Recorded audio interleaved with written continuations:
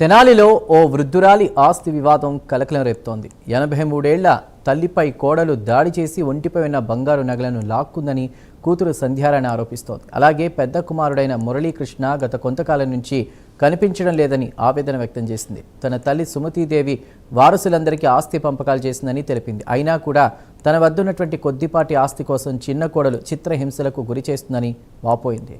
ఇక ఈ ఘటనకు సంబంధించిన మరింత సమాచారాన్ని గుంటూరు ఎస్పీ కార్యాలయం నుండి మా ప్రతినిధి రవికృష్ణ అందిస్తారు.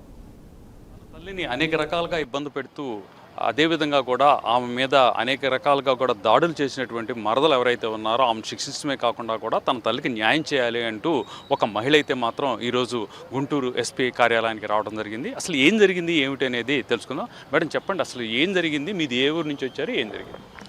మేము గుంటూరు జిల్లా తెనాలి తాలూకా ఐతానగరు మా అమ్మగారు సుమతీదేవి గారి తరపున వచ్చామండి. 3వ తారీఖు నాకు న్యూస్ తెలిసింది. అంతకుముందు నేను టీవీ కానీ వార్తలు కానీ చూడను. చూస్తే ఏమిటా అని చూస్తే 100కి ఫోన్ చేస్తే 112కి చేయమన్నారు. ఎమ్మటే పోలీసులు వెళ్ళారు లోపలికి పంపడానికి. ఆమె తలుపు తీయలేదు. నేను పెట్రోల్ పోసుకొని తగలబడతాను పోలీసులనే దడిపించిందంట. మరదలు కాంతిప్రియ. అమ్మగారు ఇంకా బయటే ఉన్నారు. అది తెలుసుకొని మా పిన్ని గారు కూడా వెళ్ళారు. ఆమె తోడు కట్టుబట్టలతో 2 రోజులు అక్కడే ఉన్నారు వాళ్ళు, ఆహారం లేకుండా. సరే ఆమె కొట్టి తల జుట్టు పీకి కుమారులు వాళ్ళ వదిన వాళ్ళ అమ్మ వాళ్ళ అన్నయ్య ఇంకా ఆమె తెచ్చుకున్న 10 మంది వాళ్ళు జుట్టు పీకి అసలు బొనుకిల స్కెల్టన్ లాగా ఉంటారు. అమ్మగారు వృద్ధురాలు, ఏజ్ 83 సంవత్సరాలు. మెడలో 2 పేటల గొలుసు, గాజులు, పోగులు అన్నీ పీక్కొని అయ్యా దండం పెట్టి కొట్టద్దయ్యా అని మనవడికి కూడా దండాలు పెట్టిందంట. ఆ అబ్బాయికి కూడా కనికరం లేకుండా చెయ్యి మెడ పెట్టాడంట. కోడలేను మూతి మీద కొట్టిందంట, జుట్టు పీకారంట. రక్షించండి రక్షించండి అని అరుస్తా బయటకు పరిగెట్టకపోతే అప్పుడు తలిపేశారంట. ఫైనల్గా చెప్పండి, అసలు మీ అమ్మగారి మీద దాడి చేయడానికి కారణం ఏంటి? అతను ఆమె భర్త ఎక్కడున్నాడు, అంటే మీ తమ్ముడు ఎక్కడున్నాడు, ఏంటి? మేము ఈమె చేసే వేషాలకి భయపడి ఈ పోలీస్ స్టేషన్లో మాకు మర్యాద కాదని అసలు మేము పట్టించుకోము, చూడము. ఆమె ఎవరో మాకు తెలియదు. కానీ అమ్మగారింటికి వచ్చి అమ్మగారిని కొట్టి అలా మరణం అంచుల దాకా తీసుకెళ్ళింది ఆమె. కానీ బయట ప్రపంచం తెలవకుండా ఇంట్లో తలుపులేసి కొట్టి మళ్ళీ బయటకు దోసేసింది. బంగారం అంతా లాక్కుంది.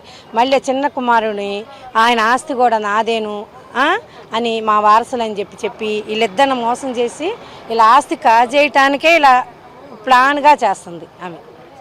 అంటే ఏదైతే ఈ కేసుకు సంబంధించిన విషయం ఏదైతే ఉందో, ఒక వృద్ధురాలు, ఆ వృద్ధురాలకు సంబంధించి ఆమె కుమార్తె అయితే మాత్రం ఎస్పీ ఆఫీస్కి రావడం జరిగింది. ప్రధానంగా కూడా తన మరదలైనటువంటి మహిళ ఎవరైతే ఉన్నారో ఆమె తీవ్రంగా కూడా హింసిస్తుంది. అదేవిధంగా కూడా ఆ వృద్ధురాలు అంటే అత్తకున్నటువంటి ఆస్తి మొత్తాన్ని కూడా కాజేయటమే కాకుండా ఆమెను తన్నటం, అదేవిధంగా కూడా బంగారు ఆభరణాలకి ఆమె మీద ఉన్న బంగారు ఆభరణాలు మొత్తం కూడా లాగేసుకోవడం, ఆ తర్వాత అయితే మాత్రం రోడ్డు మీదకి తోసేసినటువంటి పరిస్థితి అయితే ఉంది. పోలీస్ స్టేషన్లో కేసు పెట్టినప్పటికీ కూడా పోలీసులు అయితే తెనాల్లో కేసు నమోదు చేసుకోలేదు. వాళ్ళను కూడా బెదిరించేటువంటి పరిస్థితులకి ఆమె వెళ్ళిపోయినటువంటి సందర్భంలో పోలీసులు కూడా పట్టించుకోవట్లేదు.